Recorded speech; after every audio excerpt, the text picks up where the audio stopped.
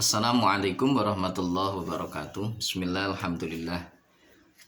Alhamdulillahilladzi an'ama alaina bi ni'matil imani wal islam. Asyhadu an la ilaha illallah wahdahu la syarikalah. Wa asyhadu anna sayyidana wa nabiyyana Muhammadan abduhu wa rasuluhu la nabiyya ba'dah.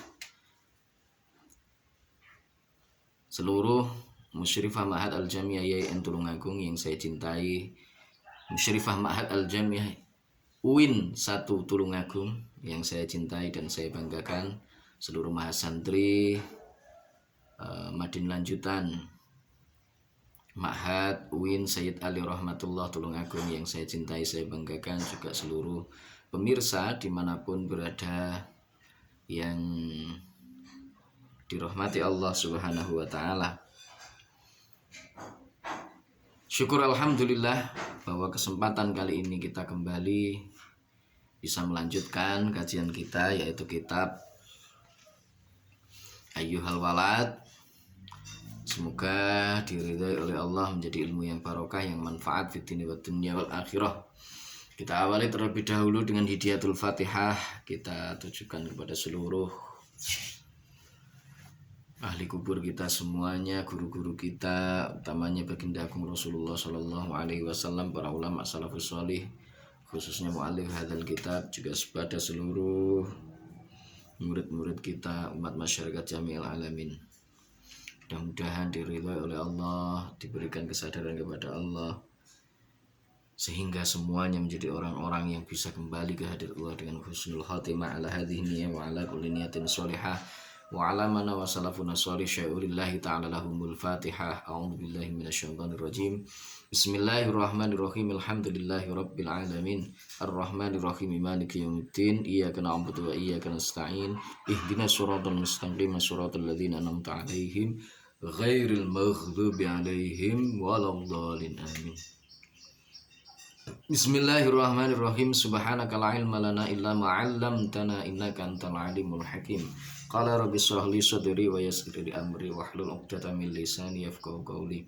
Wassalatu wassalamu alayka wa ala alika ya sayyidi ya Rasulullah, alimni wa rabbini. Bismillahirrahmanirrahim. Wa ammal arba'atu ana penutai perkara papat.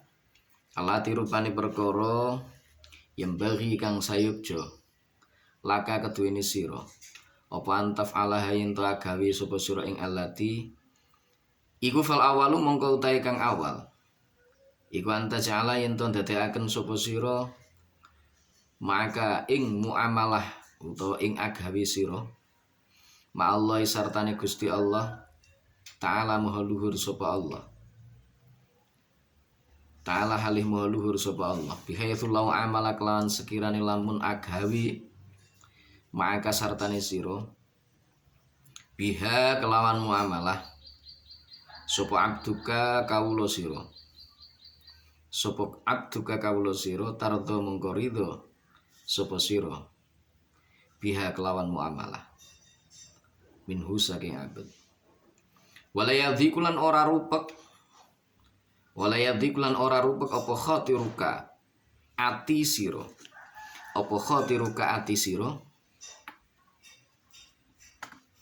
alaihi ing atase abad wala taghdabulan ora muring sapa sira utawa ora bendu sapa sira waladzi utai perkara la tardha kang ora ridho sapa sira waladzi utai perkara la tardha kang ora ridho sapa sira linapsika maring awak dhewe sira min abdika saking kawula tuan min abdika saking kawula sira al majazi kang bangsa majas sapa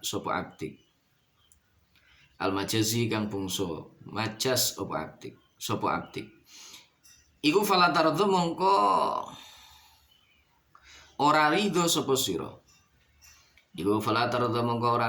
sira aidon halih malih lillahi maring Gusti Allah Ta'ala halih meluhur sapa Allah bahwa halih utai Gusti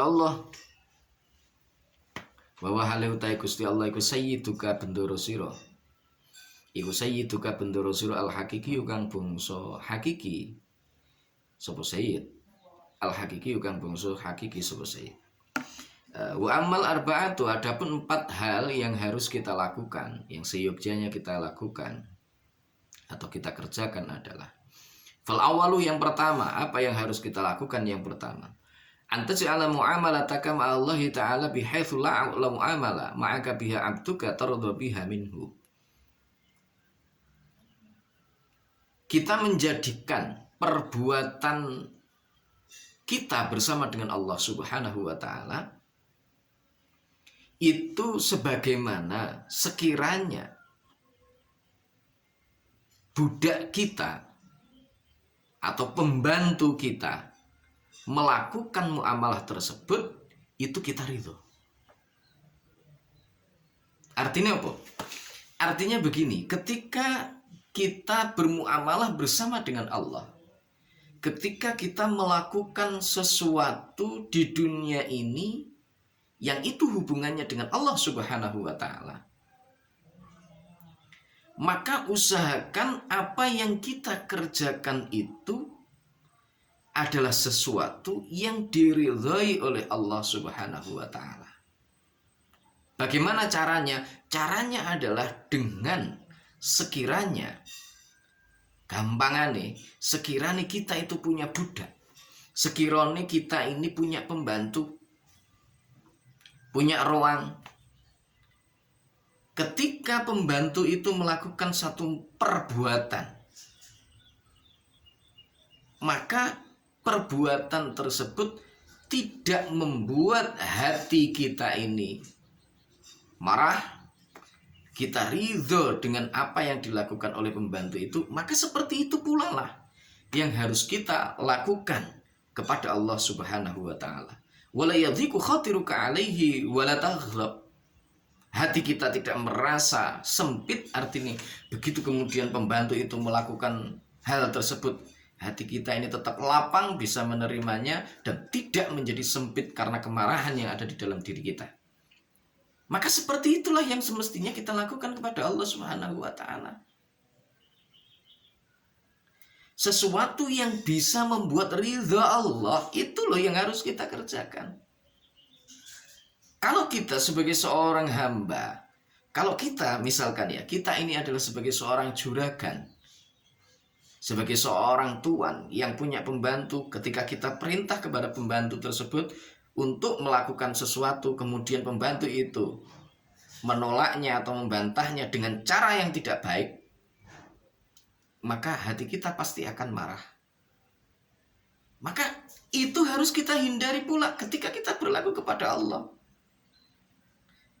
Ketika kita senang, misalkan hamba kita, budak kita itu melakukan tugas yang kita berikan dengan ikhlas, dengan ajare praupan, dengan akhlak yang baik, sehingga kita merasa senang, bahagia dengan apa yang dilakukan oleh budak tersebut, maka itu pula yang semestinya kita lakukan kepada Allah Subhanahu wa taala. Jangan sampai kemudian kita melakukan hal-hal yang bisa membuat Allah Subhanahu wa taala tidak ridho terhadap kita. Walladzi la tardu li nafsika min 'abdikal majazi fala tarda aidan lillahi ta'ala wa huwa sayyiduka al hakiki. Pun pula segala sesuatu yang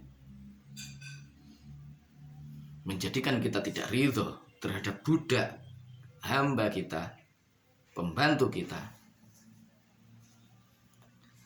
yang dilakukan terhadap diri kita, maka hal itu jangan pula kita lakukan kepada Allah Subhanahu wa taala. Kalau kita tidak suka untuk dibohongi oleh pembantu kita, jangan membohongi Allah, meskipun ini hanya sekedar majazi, karena Allah Subhanahu wa taala, siapapun tidak akan pernah bisa untuk membohongi Allah. Maka jangan berbohong kepada Allah. Kalau kita misalkan senang dan ridho budak kita atau pembantu kita melakukan apa yang kita perintahkan tanpa pamrih, tanpa mengharapkan balasan dari kita, tanpa menuntut upah yang lebih dari kita, maka pun pula ketika kita ibadah kepada Allah Subhanahu wa taala, kita menjalankan seluruh perintah-perintahnya, kita menjalankan sholat, kita menjalankan puasa, menjalankan sedekah, kita menjalankan ketaatan-ketaatan yang lain, maka jangan menuntut pamrih kepada Allah Subhanahu wa taala. Karena ketika kita menuntut pamrih kepada Allah, hakikatnya di situ kita sedang membuat Allah tidak ridho terhadap apa yang kita kerjakan. Maka inilah pentingnya orang ketika beramal, ketika orang ini melakukan perintah-perintahnya Allah, semata harus karena melaksanakan perintah Allah, bukan karena pamrih. Inilah hamba yang sesungguhnya. Karena itulah di dalam Al-Hikam kalau tidak salah ada qaul yang mengatakan man amila lillah fa huwa abdullah wa man amila li ajlil karamah awid darajat fa huwa abdullah. Siapa yang beramal semata karena Allah Subhanahu wa taala, maka fa huwa abdullah, orang tersebutlah hamba Allah Subhanahu wa taala. Sebaliknya waman amila li ajlil karamah awid darajat, siapa yang beramal semata hanya ingin pangkat, derajat, kemuliaan, dia ingin dipandang sebagai orang yang begini, dipandang sebagai orang yang begitu, dipandang sebagai ahli ilmu, dipandang sebagai orang yang soleh, dipandang sebagai orang yang ahli berjuang, dan seterusnya, maka fawa abdullah, orang tersebut adalah hamba dari jabatan-jabatan itu, karomah-karomah itu, kemuliaan yang ia inginkan, dan seterusnya, bukan lagi hamba Allah Subhanahu wa taala. Jamaah melaksanakan sholat berjamaah rajin sekali, tetapi pamrihnya bukan semata menjalankan perintah Allah, niatnya bukan semata menjalankan perintah Allah semata, yo bi menowo aku krono rajin jamaah nek masjid, rajin jamaah di musola, dipek mantu karo Pak Kiai, utawa misale aku ben dinggep wong sing soleh, dan seterusnya. Nah, ini penyakit yang harus kemudian kita hilangkan. Maka inilah yang harus kita lakukan adalah apa yang membuat ridha Allah Subhanahu wa taala. Maka itulah yang harus kita lakukan. Apa yang kita sukai ketika sesuatu itu diberlakukan kepada kita, maka itu pula lah yang harus kita lakukan ketika kita bermuamalah kepada Allah Subhanahu wa taala. Ya, mengapa demikian? Karena kalau kita nisbatkan tuan kita yang sesungguhnya, majikan kita yang sesungguhnya, Gustine awake dhewe, pangerane awake dhewe sing hakiki mung Allah Subhanahu wa taala. Adapun juragan kita di dunia, pemimpin kita di dunia, ini adalah pemimpin yang sifatnya majazi, yang bukan hakiki. Dia menjadi pemimpin gegara ada jabatan dunia yang ditempelkan kepada dia. Tapi juragan kita yang hakiki, sayyid kita yang hakiki, pangeran kita yang hakiki, hanya Allah Subhanahu wa taala. Kamu mau menyembah ataupun tidak, dia tetap posisinya tidak berkurang dan tidak bertambah ketika kita melakukan ketaatan kepadanya. Ini yang harus kita pahami. Ya. Wasani utai kang kaping pindho. Wasani utai kang kaping pindho iku kulama amilta, kapan-kapan agawi sapa sira. Iku kulama amilta, kapan-kapan agawi sapa sira binasi kelawan menungso, Ij'alhu ndadekno sapa sira ing amal. Ij'alhu ndadekno sapa sira ing amal kamatardo kaya oleh ridho sapa sira. Kamatardo kaya oleh ridho sapa sira linapsika maring awak dhewe sira. Minhum saking nas. Lianau krana temen setune kelakuan. Iku layak mulu ora sampurna. Iku layak mulu ora sampurna apa imanu abdin imane kawula. Apa imanu abdin imane kawula hatta yuhibba sehingga demen sapa abd. Hatta yuhibba sehingga demen sapa abd lisairin nasi maring sekabehane menungso. Lisairin nasi maring sekabehane menungso ma ing perkara yuhibbu kang demen sapa abd. Yuhibbu kang demen sapa abd linafsi maring awak dhewe ne abd. Yang kedua, ketika engkau beramal bersama dengan manusia yang lain, bersama dengan orang lain, maka jadikanlah perbuatan yang kamu lakukan itu sebagaimana ketika kamu ridho perbuatan tersebut atau amal tersebut dilakukan kepada dirimu. Jadi ketika kamu melakukan perbuatan bersama dengan orang lain, sampean gaul dengan koncone, gaul dengan tetangganya, dengan orang tuanya, dengan anak-anaknya, dengan siapapun yang ada di sekitar kamu, maka jadikan perbuatan yang kamu lakukan itu adalah perbuatan yang jika perbuatan itu dilakukan kepada dirimu, maka kamu itu akan merasa senang. Lek sampean seneng misale koncone sampean utawa teman kalian itu berkata jujur, maka juga berlakulah jujur kepada orang lain.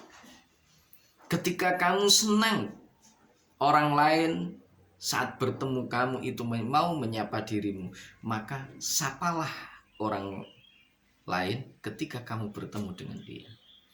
Kalau sampean senang ketika sampean membutuhkan pertolongan, ada seseorang yang mau untuk membantu kalian, maka lakukanlah hal itu ketika kamu melihat orang lain sedang dalam kesusahan. Nah, ini luar biasa. Imam Al-Ghazali mengajarkan sisi sosial yang begitu tinggi di antara sesama umat manusia. Maka seorang yang menekuni dunia tasawuf, seorang yang menekuni ubudiyah kepada Allah Subhanahu wa taala, bukan berarti kemudian dia mengesampingkan sisi-sisi sosialnya, tidak, tetapi justru sisi sosial itu akan terpupuk dan tertanam di dalam dirinya yang akan terwujud dalam perbuatannya. Mengapa demikian?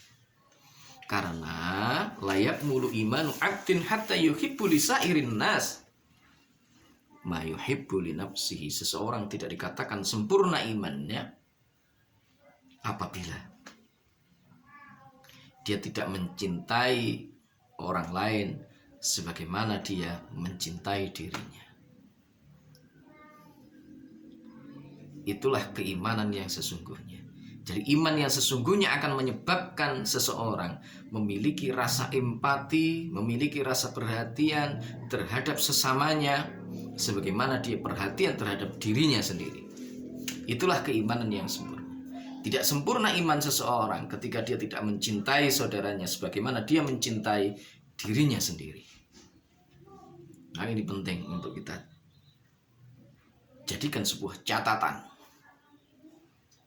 bahwa ketika kita bermuamalah bersama dengan orang lain, bergaul dengan teman-teman kita, saudara-saudara kita, maka upayakan muamalah kita itu menjadi perwujudan dari rasa cinta, perhatian, kasih sayang kita kepada sesama kita.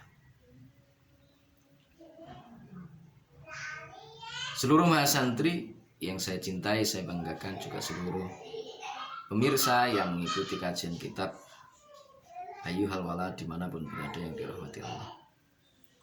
Untuk hari ini saya kira cukup. InsyaAllah akan kita lanjutkan pada sesi yang lain. Mudah-mudahan diridhai oleh Allah menjadi ilmu yang barokah, yang manfaat fid dunya wal akhirah. Terima kasih. Wallahul muwaffiq ila aqwamit thoriq, billahi taufiq wal hidayah. Wa minar rasul sallallahu alaihi wasallam asy-syafa'ah wat tarbiyah wa minal ghaus radhiyallahu an-nadrah wal barakah wal karamah. Wassalamu alaikum warahmatullahi wabarakatuh.